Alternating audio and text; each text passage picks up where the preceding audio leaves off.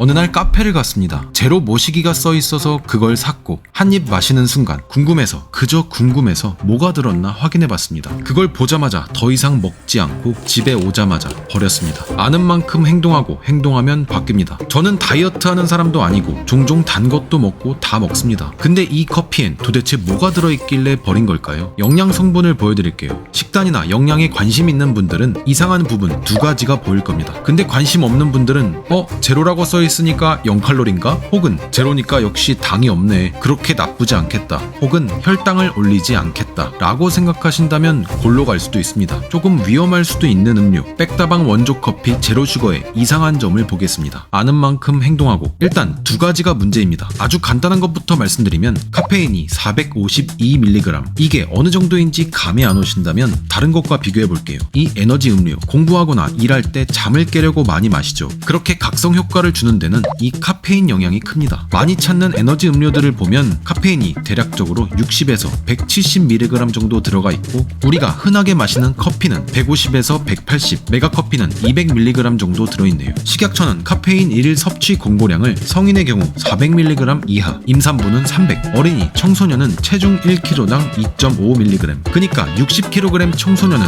150mg 정도의 양을 권장하고 있습니다. 다시 백다방 원조 제로슈거를 보면 452mg, 이게 굉장히 큰 수치라는 게 와닿으시죠? 평상시에 커피 한 잔 정도 마시는 사람이 무심코 마신다면 갑자기 심장이 과하게 뛸 수도 있습니다. 특히 청소년이나 임산부는 치명적일 수도 있겠죠. 그리고 또 이상한 점, 단백질이 4g, 지방이 16g 들어있으니 이걸 합한 열량은 160칼로리지만 총 칼로리는 327이라고 적혀 있습니다. 167칼로리는 어디로 간 걸까요? 아마 탄수화물일 텐데 탄수화물은 표기를 숨겨놨습니다. 도대체 어떤 탄수화물이 얼마나 들어간 걸까요? GPT가 추측한 가장 들어갈 법한 재료는 이 프리마입니다. 이 커피의 이름은 원조 커피, 즉 믹스 커피 맛을 내야 하고, 프리마는 믹스 커피에 자주 들어가거든요. 지방이 들어있는데 그 지방산의 종류는 포화지방산이며 카제인, 즉 단백질도 조금 들어가 있습니다. 백다방 옛날 커피의 영양 성분과 비슷하죠. 그런 프리마의 재료는 뭘까요? 주요 성분으로 물엿이라고 써 있습니다. 이건 말토덱스트린으로 당은 0으로 표기할 수 있지만 열량, 즉 칼로리가 있으며 심지어 설탕보다도 혈당을 빠르게 올립니다. 백다방은 원조 커피 제로 슈가에 설탕 대신 스테비아와 스쿠랄로스를 넣었다고 얘기합니다. 근데 그것만 넣으면 쓴맛이 엄청 강할 텐데요. 그걸 조금 줄이기 위해 당알콜, 말티톨이 들어가면 성분들이 얼추 맞습니다.